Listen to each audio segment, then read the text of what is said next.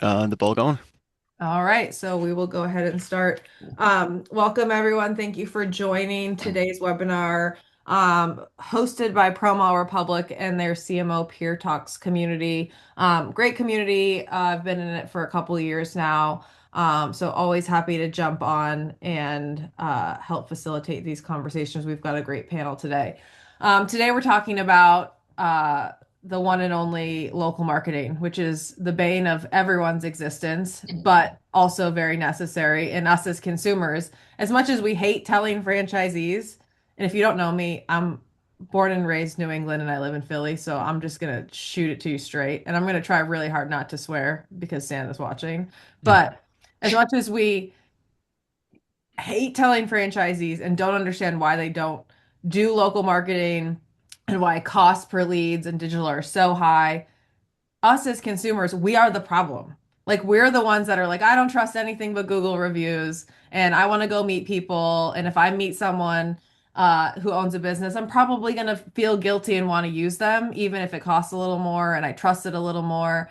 So all of that plays a factor. And as much as we want to rely on the data, at the end of the day, we are still local businesses. So we can tell franchisees as much as we want, go out and be the mayor of your town. But if they're not going to do it, we still have to meet them where they are. Because if we don't, the results won't be there and it will be all of our jobs on the line and the ULEs will look terrible. So that's what we're talking about today. And check. Okay, so my name is Madeline Zook, currently founder of Catalyst. My business partner is David Barr. He was the former chair of the IFA and owns a gajillion things. CMO of five different franchise systems. Worked at a bunch of franchise systems full time. My husband and I actually are six-time franchisees right now in the home services space. I also worked as a supplier for a couple years. So very much understand the ecosystem and how this all goes around. And my biggest passion is trying to make this work well for everyone. My whole world revolves around franchising. That's where I met my husband, and I've got three kids.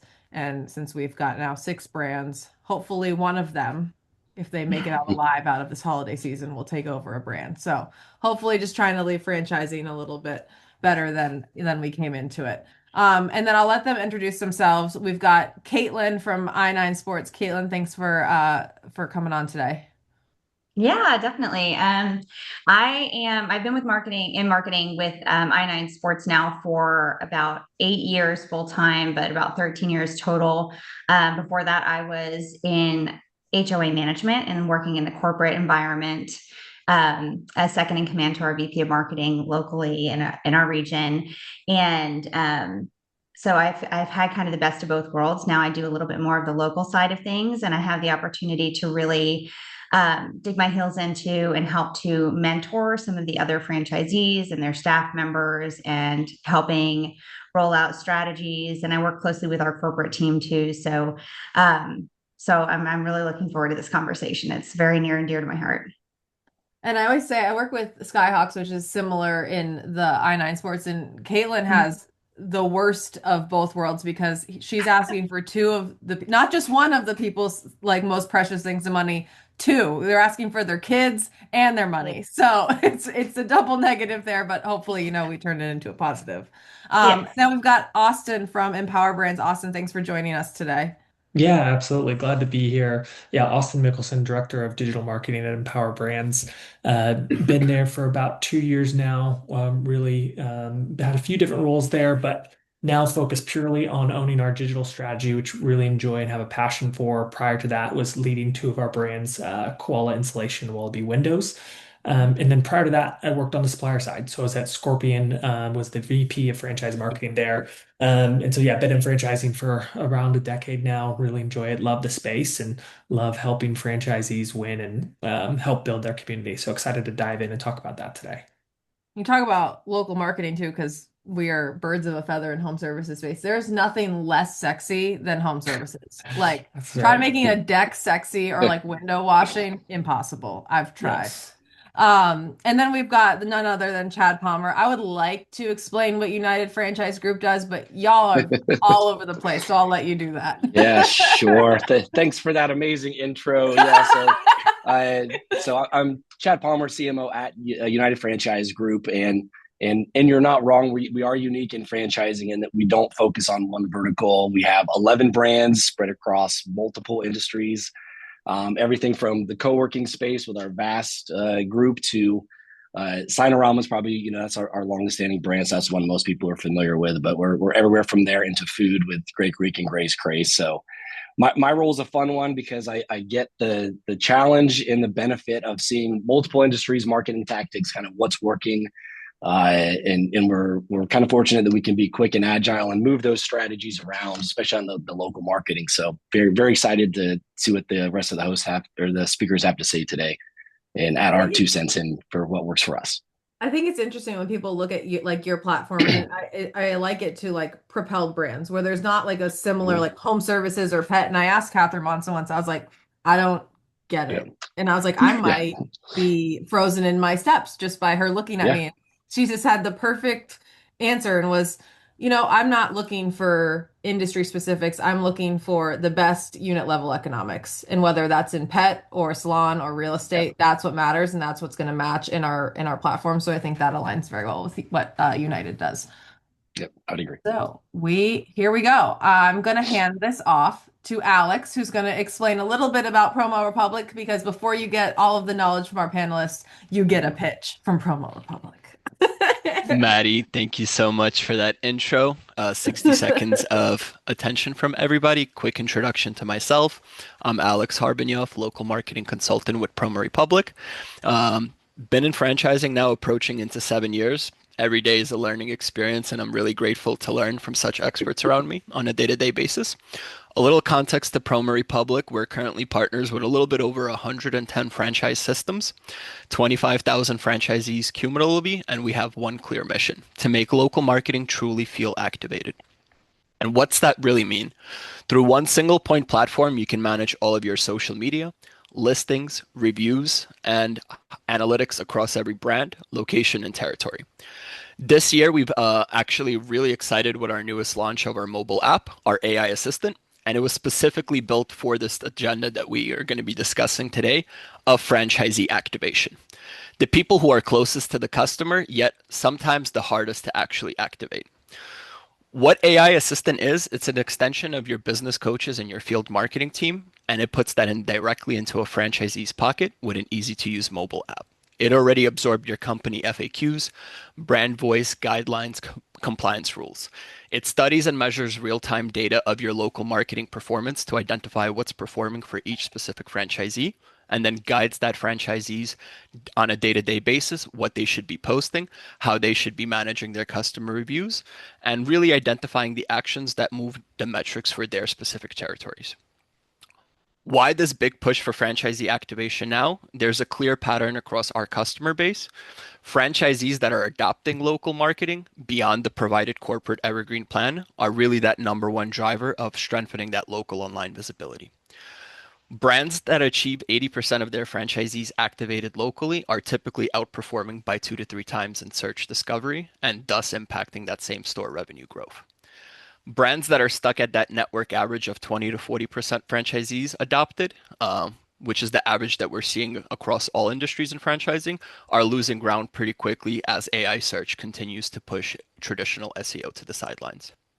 If you're curious to learn how this can work for your business, scan that QR code, drop me a plus in the chat, and we'll get in contact. With no further ado, passing the mic back to Maddie, and let's kickstart.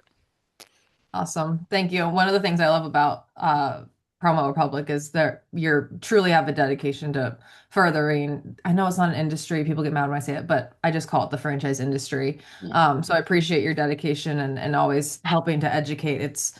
It's truly something that's not found often in the space. And honestly, my husband also really likes your platform because we are franchisees of Threshold Brands as well. So kudos to you on that as well.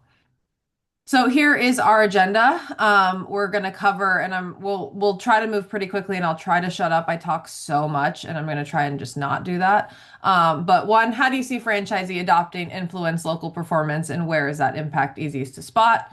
What creates the biggest gap between plans at HQ and local marketing execution? Three, what makes the biggest difference in whether franchisees stay engaged?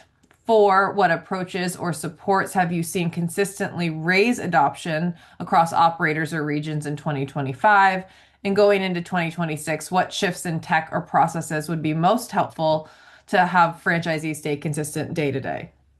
So we will have time for Q&A. So unless your question is like super pertinent and you want to drop it in the chat immediately, let's save it for the end because one, I can't see it live, and two, Alex will interrupt me and then I'll forget what I'm saying. It'll be a whole thing. Anyways, so without further ado, let's go into this first one. So, how do you see franchise adoption influencing local performance, and where is that impact easiest to spot? From my point of view, the easiest way to spot that is just the local organic traction on their website. It's very clear if they're not getting organic leads and organic traffic. Clearly, you're not doing very much in your space. And it's very easy to explain that. Caitlin, I think this is the best to start with you because of the industry you're in, and you kind of can discuss how you see that and how you talk to franchisees about that. Yeah, definitely. So I have the privilege of actually working with two of our top franchisees in our network. And so I've been with them for about 13 years and they've been in the business about 16 years. So we've really seen, ebbs and flows over this, more than a decade that we've been doing this. I think that local presence is what our customers really, that's how they learn to trust us. That's how they learn that we're more than just brand or a company, that we really care about the community and the people. I mean, we run youth sports, so we care about kids. That's what our whole business model is based on. I think that word of mouth really grows when you're in the community and when you can build that kind of trust and get that brand presence as well. So like, for instance, I was hosting a local marketing event. I don't get to do very many of them, but I was at one this weekend and people come up and they're like, oh yeah, I know I9 Sports. I've seen your signs, or I've played, or oh my gosh, my kids have played and now they're working for you. And so having that trust from customers and that recognition and positive recognition, I think, is where you can really see that the success is happening. So how do you explain to franchisees that a local event or a yard sign doesn't necessarily mean a direct customer? Because if they want one thing to net in customers, and when it doesn't, even though they think about brand awareness and they like it in theory, they don't actually like it in execution. Yeah, it's gosh, it's so many levels of everything. And to your point, like, there's not one thing that's just going to like make you a big profit or get you that brand recognition, get you all the customers that you want. It's multiple things. And, I think we talk about this a lot in marketing, but it's so many touch points that, it has to be a multiple layer strategy. And maybe especially for new franchisees, you're starting out, you have a lot to figure out, but it's starting with what can perform best for me. So like for us, we still see road signs as a big performer in getting us new customers or potential customers. And it's one of our highest converting tactics. So I think it is really important to just not say like, I'm just going to do emails, or I'm just going to do social media, or I'm just going to do the road signs, because it all plays together. And then obviously like watching your numbers to see what's performing best so that you can invest more in those tactics. Chad, what about you? Yeah, as soon as you kind of said, where is that impact easiest to spot? And you kind of mentioned website traffic. My mind always kind of goes a little bit further down the funnel. So I kind of have three things that I think of on that level. One is, are they getting more leads? So it's not just the traffic. Are the tactics that they're adopting actually working, and are they following our game plan? And I can usually tell that by better reviews. So that's like my second kind of point is like, are they Are they in their community showing that they're doing a good job? Like, their community agree. We can all say we sell the best thing and we're the best at everything, but if you're not getting those reviews and the community isn't reinforcing that, and then that always leads even further down the funnel to the easiest way to spot that to me is more money. Higher performing stores, they're actually turning a profit. They're not struggling. They're following the game plan and kind of following the thread all the way to the end. And if you put yourself in any of our franchisee shoes at the end of the day, if they're not making money, then we need to change our plan at the beginning of that funnel to help them accomplish that goal. Because at the end of the day, that's how we all succeed. Agreed. So Austin, what is your talk track for, and I know you're mostly on the digital side, but you get the franchisees or the field coaches that come to you and go, this person's cost per lead is clearly too high. They're not getting enough leads. It's either your fault or the vendor's fault. No, they don't say it, but they say it. And you can't always, but the answer is they have to do more locally or they have to spend more, but they don't want to hear that. So what are some ways that you say that? Because that truly is the answer, unless you at Empower have found another way to do that, which share with the class, my guy. Yeah, please. No, all my franchisees would never say that. They say it's never ever. On them. So I don't know what you're talking about. No, I think, it's a difficult conversation, but I think ultimately people appreciate honesty. And, you need to be upfront and tell them that, hey, I'm looking out for the best interest of your business. I have no dog in this fight. The only thing that I win here is if you win. So I think part of that is just building that relationship of trust.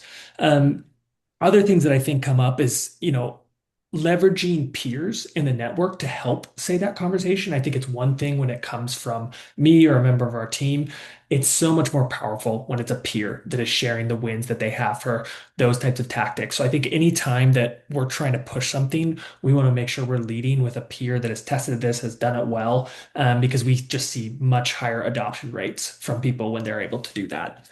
And then the last thing I would say is just making sure it's focused on what's in it for them. And when I think back to this question, the one thing, agree with everything everyone said. The one thing that I think stands out also is that conversion rate. You see it at such a higher level. And the way that I'm pitching this to people is, would you rather be the usual case where someone's just going on Google, maybe they recognize you, they click, and you're bidding against 3 or 4 people, or that they come directly to you and you're not bidding against other people, and you're going to have that higher conversion rate, higher average ticket. So then being able to see that value and that benefit is where we see the best success. I love that. I love that way of putting it. And it's crazy how often I have to get, whether I'm on stage at a conference or having one-on-ones with franchisees, and it shocks me how much I have to say this, but I'm like, guys, there's no world where being a part of a franchise system nets you free leads or free customers. Like you pay for them or you work for them. Ideally, it's 50-50. It's never going to be 50-50. Post-COVID, we were like 90% digital, 10% local. And now if I can get you back to like 70-30, that'd be great. I was like, but you guys want to be 100-0 or leaning, like, why is it 90-10 still working? That's just not the world we live in anymore. It's no longer 6 feet apart.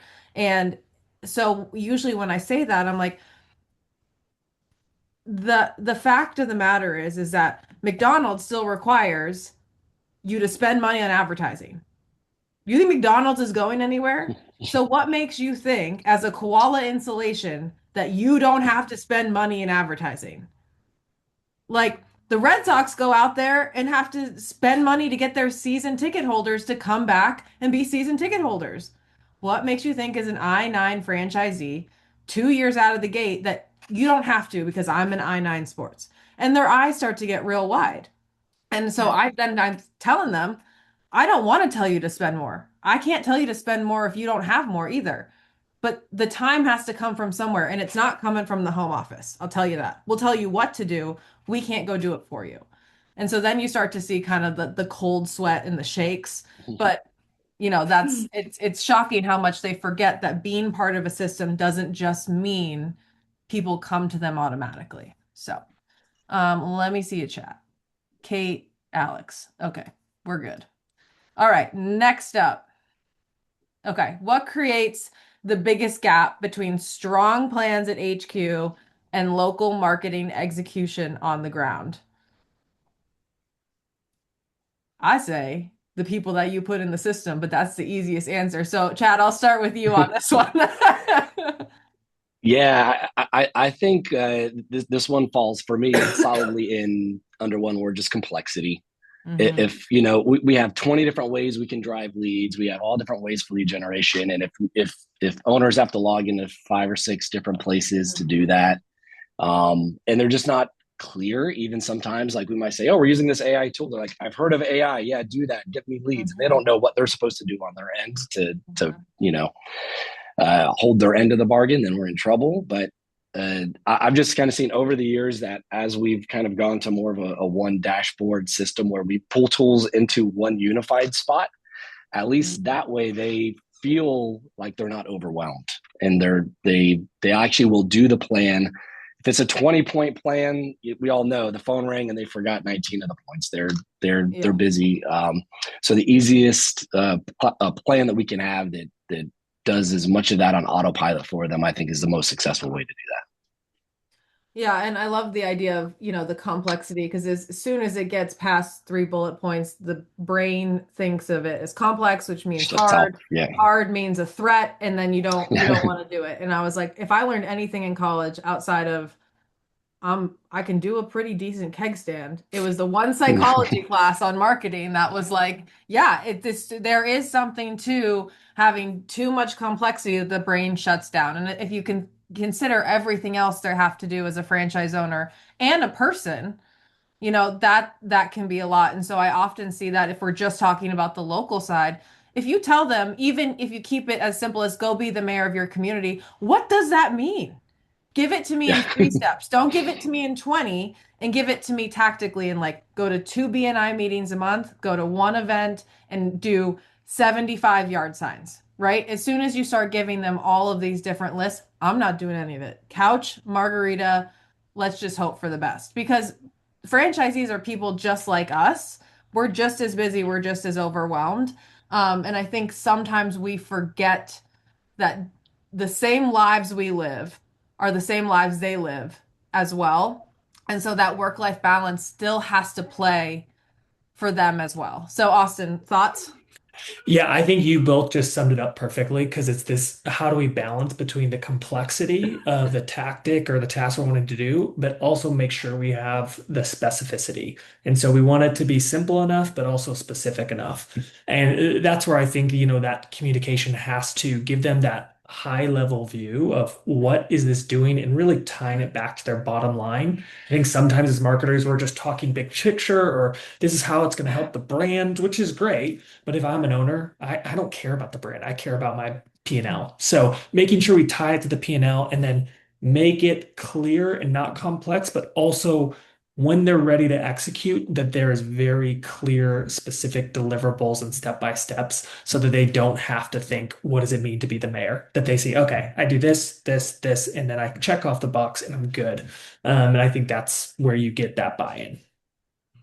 And Caitlin, for you, it's even a little bit more tricky, I would say, and mostly just because I have too much insider knowledge in the industry, but and correct me if I'm wrong, but I think even digital is even harder in your space because you're competing in those keywords against like Nike, which takes up a huge portion of the budget. So these strong HU plans really can't heavily rely on digital. So it truly is this local marketing. But also in the local marketing, you're working with Parks and Rec that say, actually, don't put up yard signs here. We don't like that. So your strong HQ plans heavily rely on the execution of these franchisees. So, how do you go about that in ensuring that there is a good synergy between the two?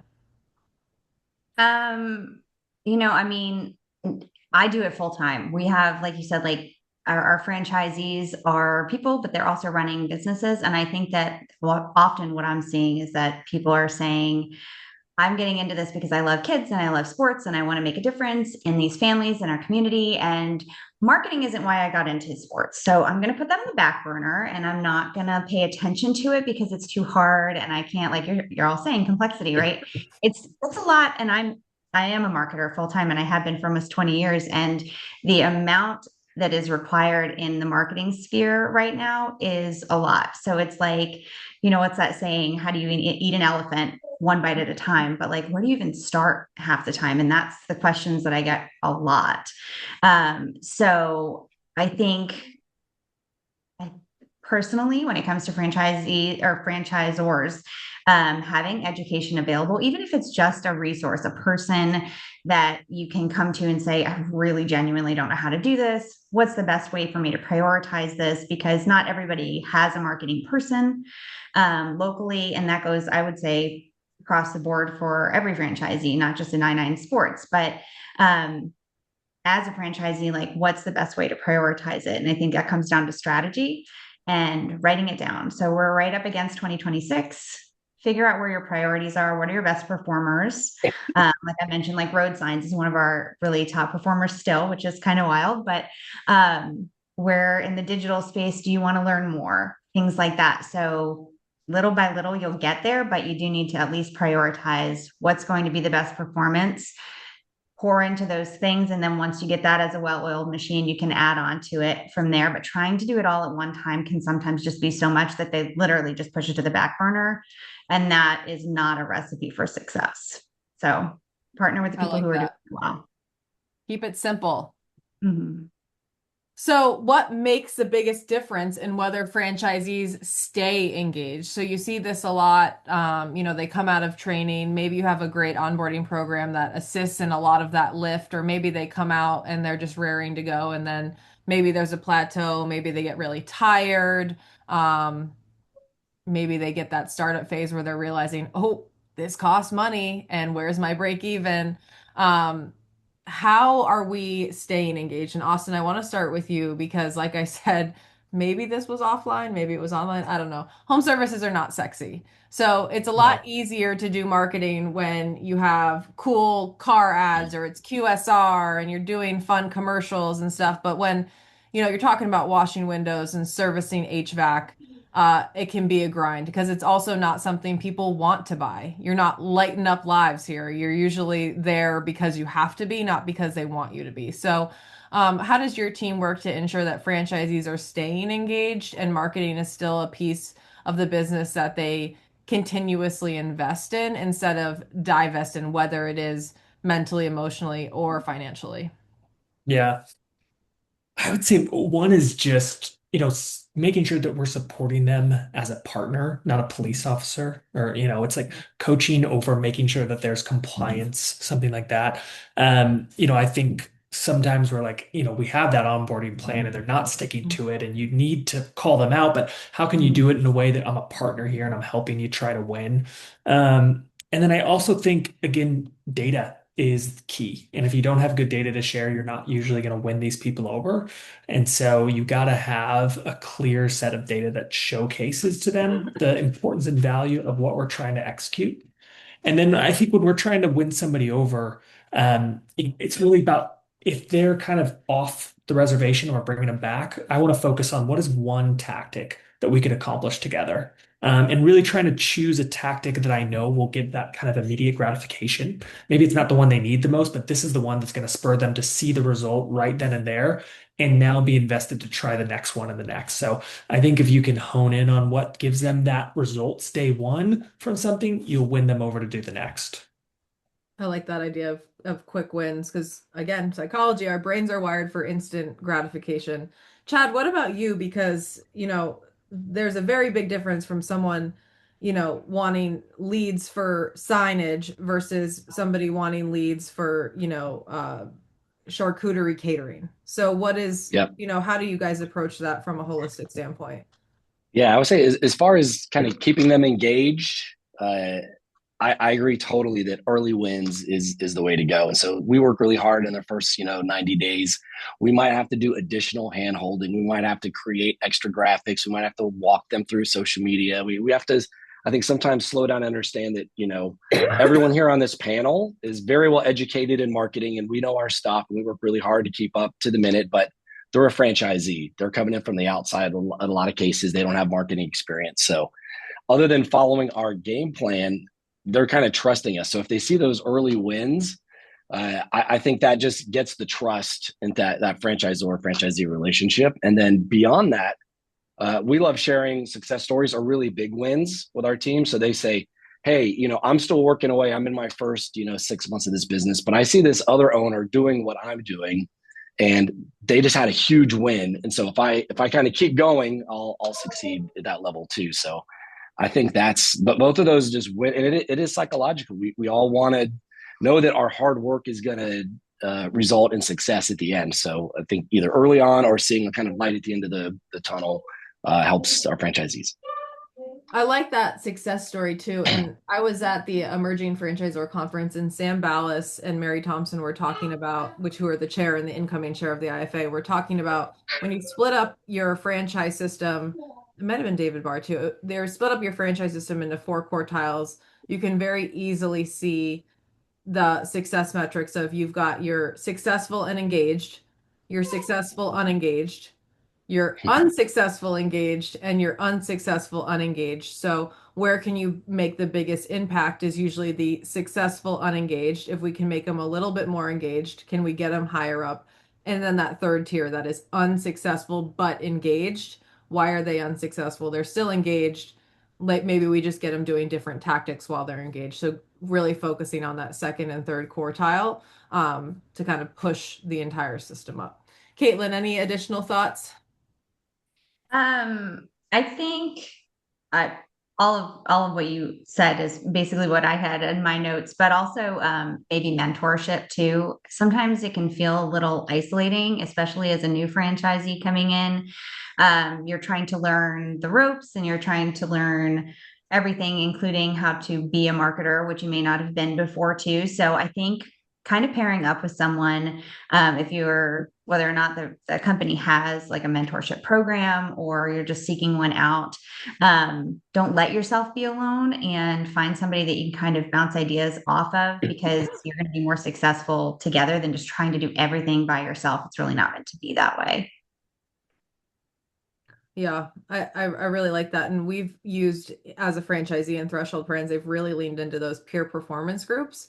And they've separated them usually at conference or convention, not only by revenue group, with the goal is you should be at the next table by next convention. So kind of holding your cohort accountable. So it's very clear who got left behind.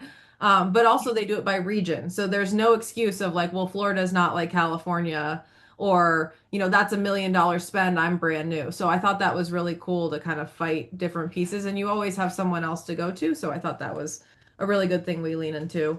And last thing from the peanut gallery over here is that I would say is, definitely also meeting people where they are to stay engaged. The truth of the matter, like I said, 6 brands and 3 kids, I'm probably not doing enough local marketing in 5 out of those 6 brands. I know that, but there's just not enough time to go around, and I don't have enough money to hire someone to do it. My managers are also not going to do the best, but it's hard to hire a manager. So what can I do though? I can send my kids to school in our branded shirts. I try to do that once a week, right? It actually resulted in us getting one of our churches out of it. And so kind of those micro marketing moments that are really easy to do. I slap our brand stickers on all of our cars, because if you run the impression share easily on ChatGPT, those stickers are seen so many times with all of our carpooling. Like, I might not be able to do the best local marketing, but you can always do something. So remembering to just kind of meet the franchisees where they are to ensure that maybe it's not nothing, but can it be something? And that goes back to Austin and Chad's of what are those quick wins that they can do, even if it's something as simple as like putting your kid in a branded sweatshirt for the day. Like, at least it was something. So as we're moving into 2026, kind of what approaches or supports have you seen consistently raise adoptions across operators or regions? And Caitlin, I'll start with you on this one. I think education. I think that's why we're all here, right? We're all looking to be educated. I think those resources that we've talked about. So going back to working with our corporate team and our home office, is that communicating what our needs are, because I know from the perspective of being in a corporate environment, you don't always know what the people boots on the ground are going through day to day. And so being able to have that kind of relationship with your corporate team to communicate what the real genuine needs are, and then being able to implement. I'm really big on making sure that there's a strategy in place. It's something that I preach a lot. I'm sure that you all do too. And it can start out as simple as it needs to in order for you to, eat that elephant one bite at a time. So just educating yourself on what resources are available, taking advantage of those so you don't have to recreate the wheel on things, and then implementing what is going to have the most impact right off the bat. And then you can kind of one step at a time integrate the rest of the marketing plan as well, because I would say most brands are going to have resources available for you, hopefully, in order to not have to, like, for instance, our team will roll out the different assets for graphics and things like that, because there's so much more, like you had mentioned before, so much more of a digital need in our sphere now that, people who aren't marketers are going to have a hard time coming up with those assets. And rather than spending their time focusing on, does this asset look good? Does it meet our brand standards? Is it the right brand voice? Like, having those templates, having those things available to you. Don't try to recreate the wheel. Use what's available for you so that you can implement, other things like more hyper local things to your strategy as well. So take the time. This time is the right time of year to be taking the time to build out a strategy for next year, map it out, and do your best to stick to it. Austin, what about you? Yeah, for me, I think education, couldn't agree more, is huge. That being said, I think quality over quantity is important there too. I think a lesson that I've learned is nobody likes 1 hour webinars. Tried to do too many of those and saw some snoring people. So Austin, I think we're on a 1 hour webinar. this is different. This is jam-packed with excitement. Other than this one. Yes. No, but when it's those franchisee training ones, like you guys Yeah. have been on there, you've seen where they're just kind of low adoption are actually coming on, and the people that are just kind of zoned out. So I think, changing how we communicate. Do we do shorter, quick videos? Do we do quick email? Like, there's lots of different things I think that we're trying instead of just doing those longer trainings, which I think we're seeing better results from. I also think finding ways that we can help with some of these aspects, even though they have to own it. So, for example, we're pushing them to post socially, and be that mayor of the town on a social level. But how can we create video scripts for them so they don't have to come up with that? Or how can we pre-create some ideas for them to do in their local community? Doing part of the work so it's not the whole thing for them to have to do, has been really successful. We kind of call them, what are those done for you tactics that we can implement where we are executing, maybe it's 50%, 60, whatever it is, you just got to get it across the goal line. So I think that has been really beneficial in helping them get it across the goal line, finish these out, and get better adoption. I love that. Chad? Yeah, so this one's really easy for me because I've spent the last year kind of with our tech team kind of continuing to develop this. Is we kind of asked our franchisees a year or two ago, like, what are your pain points? Like, just, instead of just assuming we thought we knew what they were, we kind of really just asked the questions, and we found I have 5, 6, 7 websites I have to log into every day to do my job. So we've done, and there's different services that have multiple things inside dashboards, but we spent the last year really building out dashboards so that they have one spot to go to do their marketing. So like they don't have to go log out somewhere else to log into Facebook to post and then go over to LinkedIn to post. Like, everything's built in. Their email newsletters are built in. All their images are there. So we just kind of, their Google Analytics, their Google reviews, all the things that on a day-to-day basis, they may just forget because they're not thinking every day, what is my Google review today? Did I, jump on my Google business profile and check it? But if it's on a dashboard right in front of their face every day, they go, oh, wait, I just went from a 4.9 to a 4.7. What happened? And then they look, oh, I got to address this, really quick.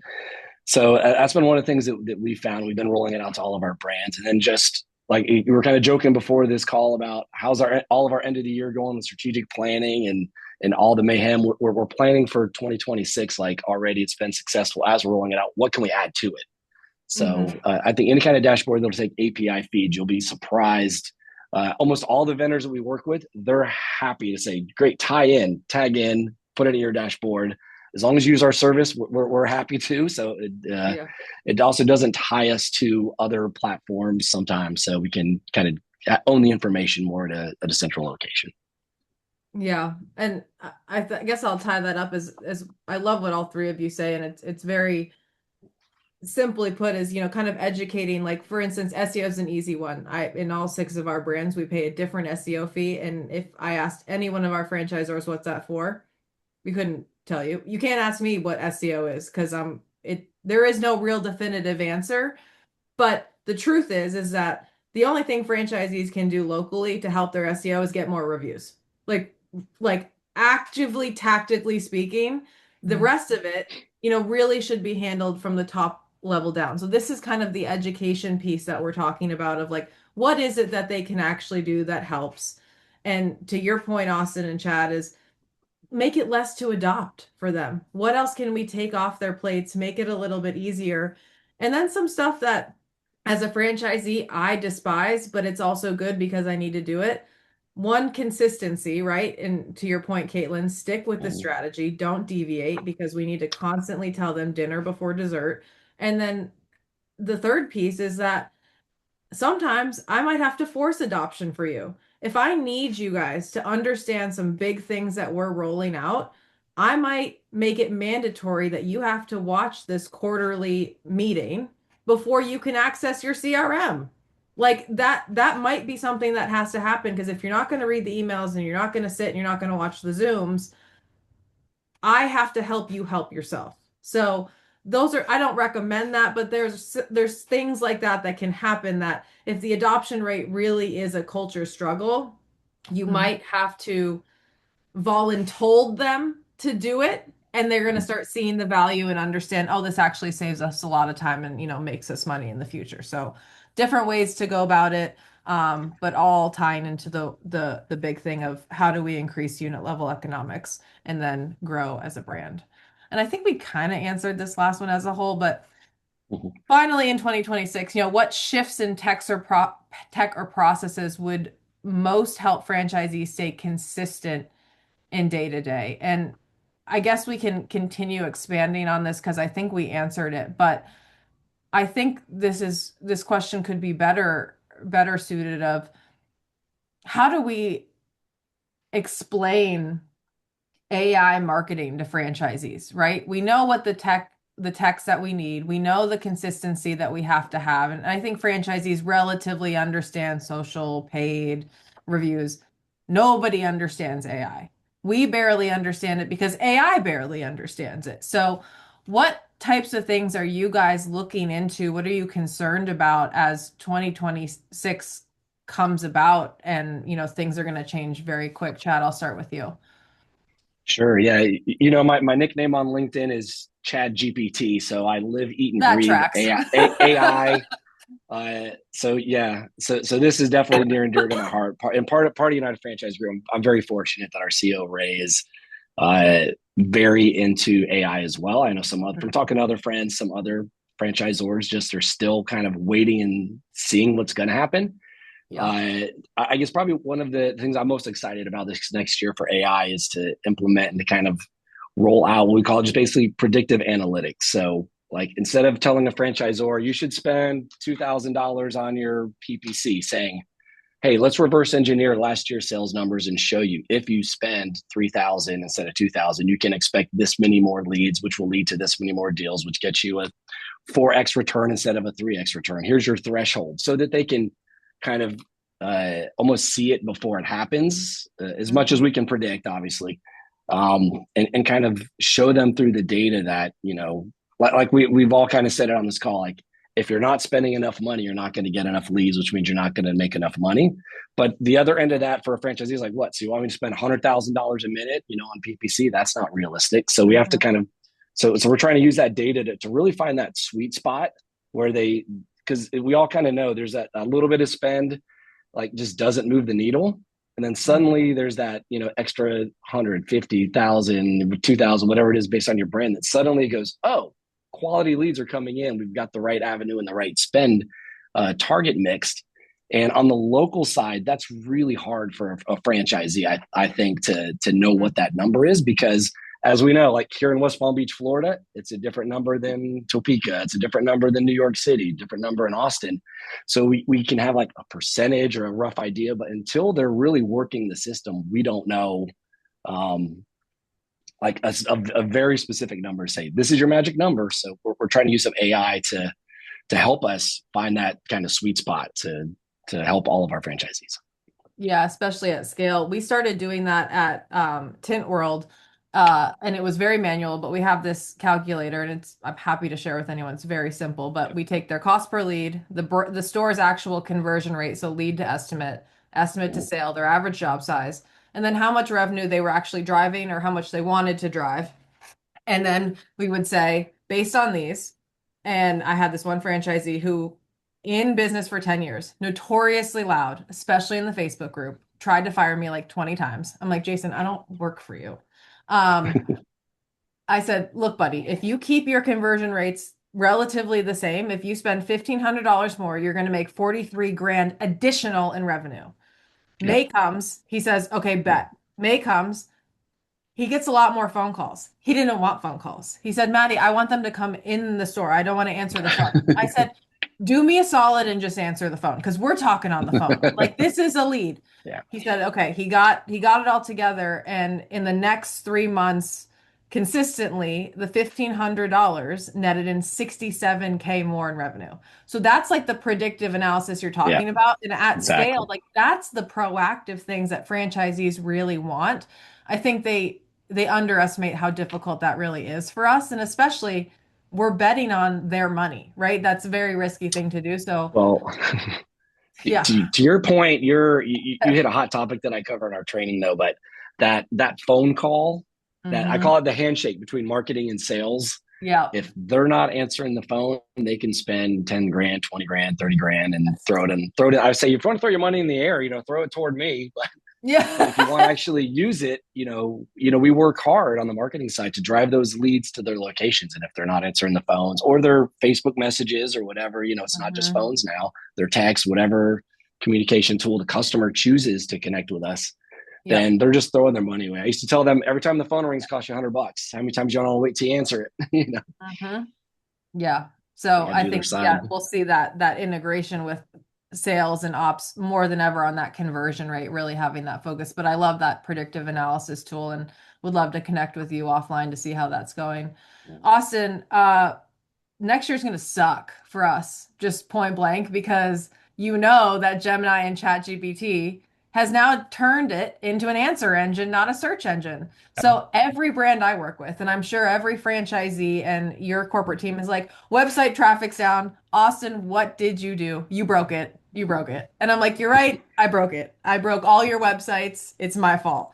So, what is something that, outside of that, like, what are you looking for in AI and what are you anticipating knowing that that's kind of the trend we're going down and how are we going to solve for it?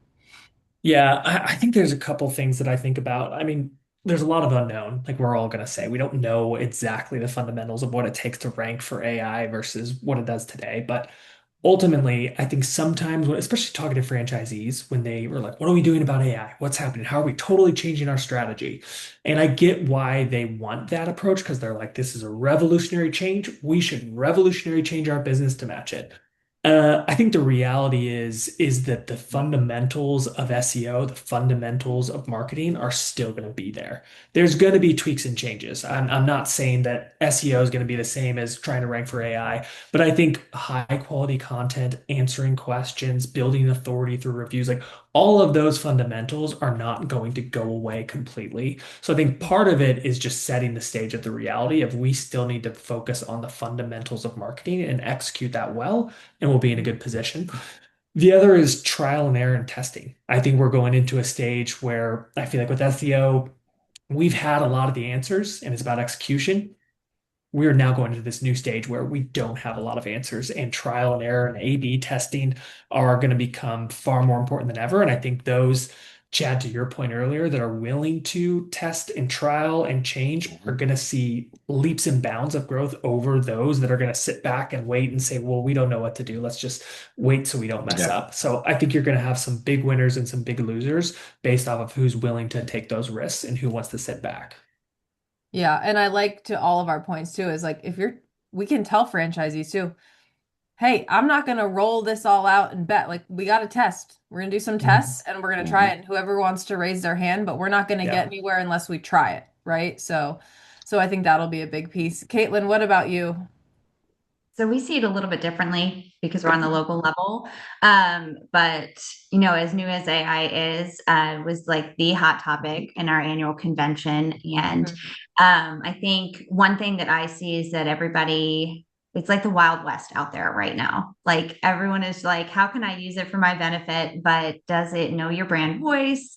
I would advise to just be very careful with what you're doing to make sure that you are aligned with your brand, and what needs to be put out there. On the other side of it too, for instance, we were running an all girls basketball program, and I searched Google. And the AI assistant comes up and says, they have an all girls program. Here's the link. And it linked to a completely different venue that we run basketball at, but there's no all girls program there.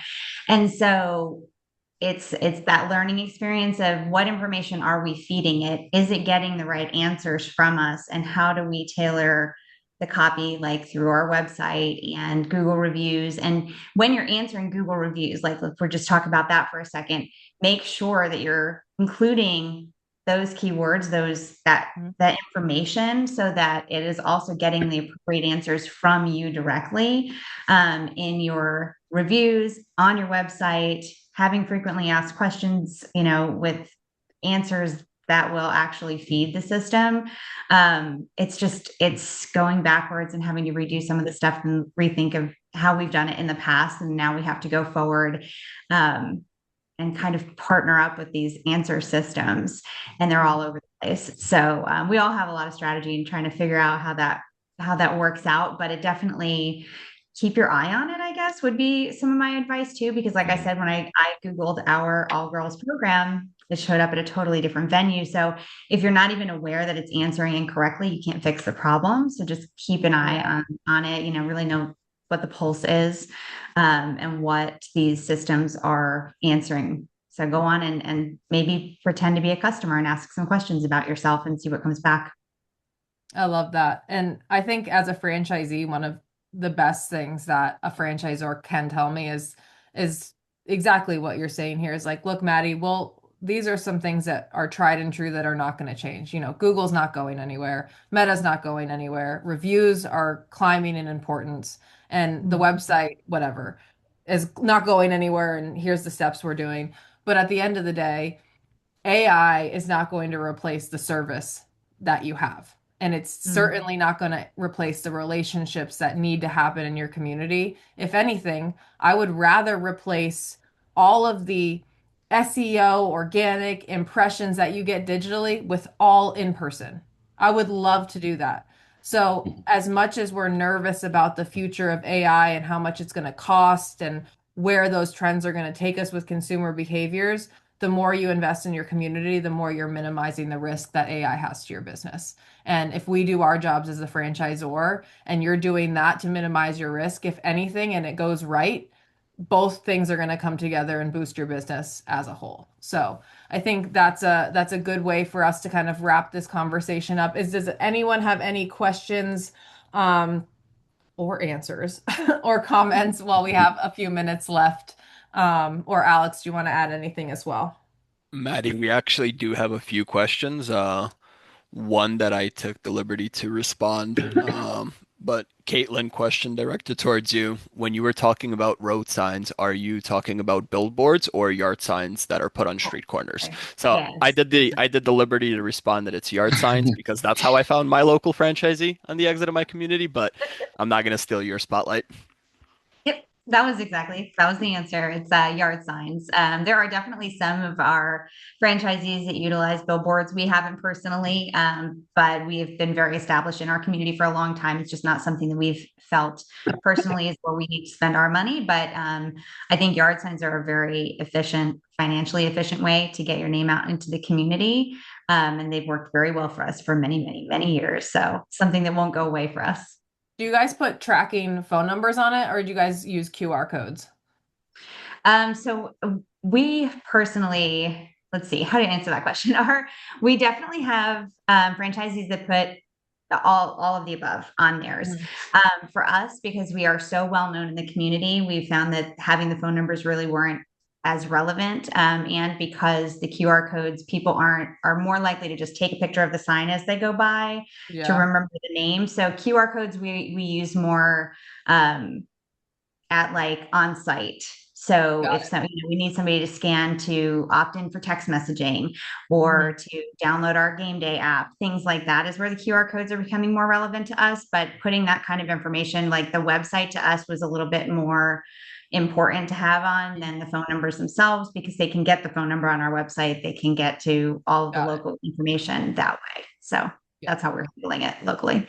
Yeah, and realistically, if they're driving, are they calling right then and there to sign their kid up? Are they calling for installation? Probably right then and there. That makes sense. Yeah, or do they just want the website so they can get to it when they stop? Yeah, that's good.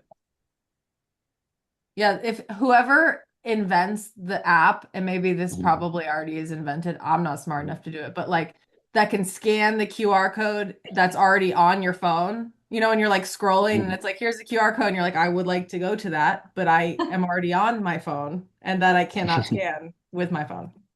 Alex, any more? Yes, a few more questions directed to the group, I would say. How do you get to the bottom line proof of what is actually working and is worth the money? P&L review. Chad? Yeah, data. That's an easy, for me, that's a very easy answer with a franchisee. It's your return on ad spend. Money came in, money came out. You look at the P&L, it should be very clear what's working. I would say then it's really a conversation either with them in the agency or them with the franchisor, depending how the relationship's set up, to dissect that and say, you're getting this much from social media, you're getting this much from your website, you're getting this much from, lawn signs, whatever that is. I think that it's very important for the franchisee to look at that data and then to say, hey, let me make a smart decision. I'm going into 2026 and my website is just bringing really good quality leads in. I'm going to feed PPC campaigns a little bit more than my social in January and follow that trail and use the data to make those decisions.